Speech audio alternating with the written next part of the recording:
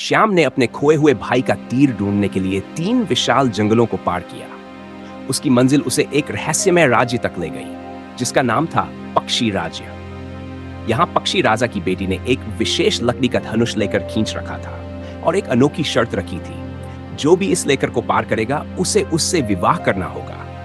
अनजाने में श्याम उस लेकर को पार कर गया। राज्य के लोग तुरंत उसके पास आए और बोले, तुमने हमारी शर्त पूरी की है, अब तुम्हें पक्षी राजा की बेटी से विवाह करना होगा। श्याम चिंता में डूब गया, लेकिन उसने अपनी बुद्धिमानी का सहारा लिया और बोला, मैं अभी अपने भाई का तीर ढूंढने निकला हूं। जब मैं तीर लेकर लौटूंगा तब अवश्य आपकी बेटी से विवाह करूंगा। राजा ने श्याम की बात मानी और उसे जाने की अनुमति दे दी। कुछ समय बाद श्याम एक और राज्य में पहुंचा, जिसका नाम था हाथी राज्य।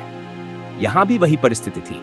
हाथी राजा की बेटी ने एक लेकर खींच कर रखा था और उसकी शर्त थी कि जो इसे पार करेगा उसे उससे विवाह करना होगा। श्याम ने अनजाने फिर से लेकर पार कर दिया और वही स्थिति उसके सामने आ गई। श्याम ने फिर से विनम्रता से कहा, मैं अभी अपने भाई का तीर ढूंढने आया हूं। जब मैं अपना काम पूरा कर लूंगा तो मैं अवश्य आपकी बेटी से विवाह करूंगा। हाथी राजा ने भी श्याम की बात मान ली और उसे जाने दिया। श्याम आगे बढ़ा और एक तीसरे राज्य में पहुंचा, जिसे बाघ राज्य कहा जाता था। यहां भी श्याम ने वही लेकर पार किया और बाघ राजा की बेटी से विवाह की शर्त उसके सामने रखी गई। श्याम ने यहां भी वही उत्तर दिया और बाघ राजा ने भी उसकी बात मानी। कुछ समय बाद श्याम एक और राज्य में पहुंचा। आखिरकार श्याम ने देखा कि उसका भाई का तीर एक पेड़ में फंसा हुआ था, परंतु उस पेड़ के चारों ओर भीड़ जमा थी और यह राज्य था पोथी राज्य। पोथी राजा की बेटी ने घोषणा की थी कि जो भी इस तीर को पेड़ से निकाल सकेगा उसे उससे विवाह करना होगा।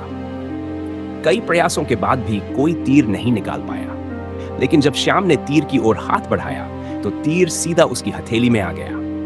यह देखकर पोथी राजा ने तुरंत श्याम से अपनी बेटी का विवाह करने का निर्णय कर लिया। अब श्याम एक बड़ी दुविधा में था। वह 4 राज्यों में 4 राजकुमारियों से विवाह का वचन दे चुका था और वहीं दूसरी तरफ उसके पिता ने आदेश दिया था कि अगर वह बिना तीर के वापस आया तो उसे जिंदा जला दिया जाएगा।